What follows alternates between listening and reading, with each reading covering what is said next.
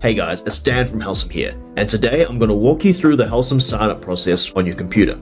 There are a few pieces of information that you'll need to have on hand during your application, including business, product and service, and also some personal information. I'll share the full list of these items at the end of the video, so you can screenshot it if you're planning to apply later. Without further ado, let's get started. Whether you've clicked Get Started from one of the many places on our website, from an email, or somewhere else online, you'll be greeted with this screen.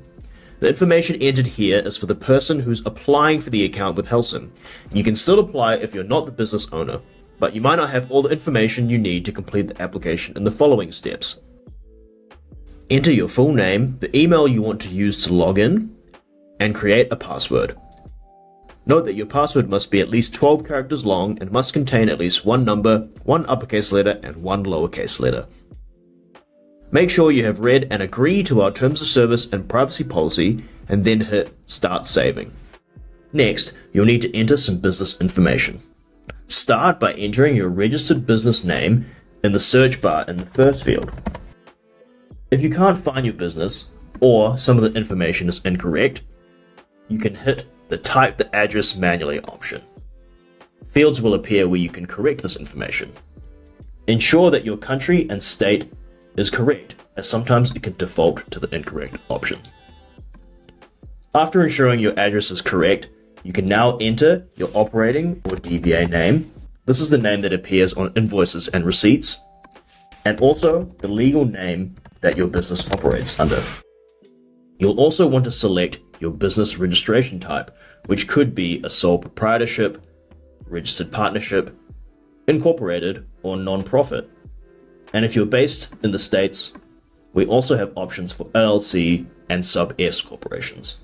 Along with this, you'll need to enter your business registration number, your tax ID number, your business website, which is optional, but helps us verify that you are legit, your business registration year, and your registered business telephone number.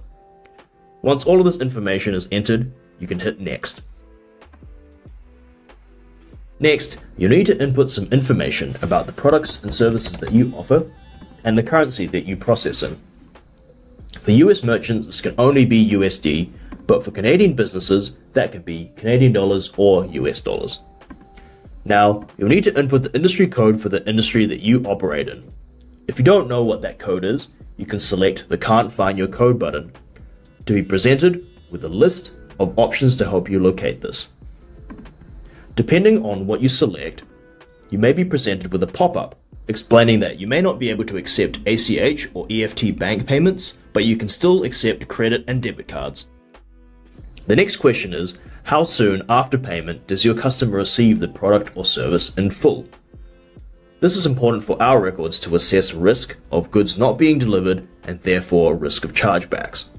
For example, if you're a physical retail store or serve food and beverages, you would choose the immediately option from the drop-down. But if you're an online retailer that maybe ships out products from a warehouse to customers, that might be between 3 to 7 days, for instance. Next is your estimated monthly credit/debit card volume and your average transaction size. We need this information to ensure your custom rate, as we have a tiered pricing structure based on your transaction volume. Once all of this information is entered, you can press Next. Lastly, we have ownership information. Some of this information may be pre-filled based on your application in Step 1. You'll need to input things like your job title, your ownership stake, and your SSN or SIN number. We require this information to verify that you are a real human with a stake within the business. You can also add more owners from the top of the screen and adjust their ownership stake. This is so multiple users have access to your business's Helcim account. When selecting your date of birth, you can cycle through both the months and the years using the drop-down and arrows provided, or you can just click and type the year that you want. Lastly, we also need the home address for each of the owners you have entered information for, so either search for your address or type it manually by selecting Type the Address Manually. Finally, you can hit the Create Account button, and your Helcim account will be created. You will then be led through our onboarding quiz, which personalizes your Helcim experience, and then be led to your Helcim dashboard after pinning the tools that you would like. Now that you're in your dashboard, you can get started with different tools or start playing around with the platform yourself. During this time, our trust and safety team is reviewing your application before you can process payments. This should take 1 to 2 business days to review, and they may be in touch about adding more information. Here's the full list of information that you need. Feel free to screenshot this and refer back to it later. Unsure of what to do next?